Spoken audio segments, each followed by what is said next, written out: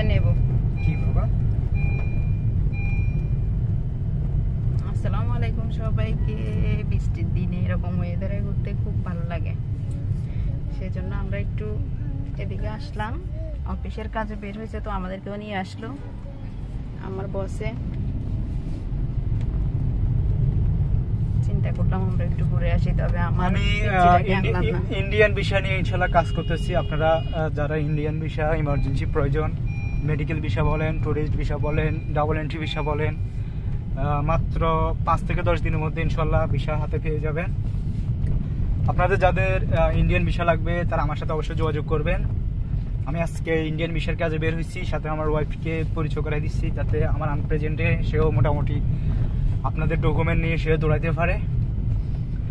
তো যাই হোক, সবাই দোয়া করবেন। আর যাদের ইন্ডিয়ান ভিসা প্রয়োজন, ইমার্জেন্সি ভিসা প্রয়োজন, সবাই যোগাযোগ করবেন, কোনো টেনশন ছাড়া।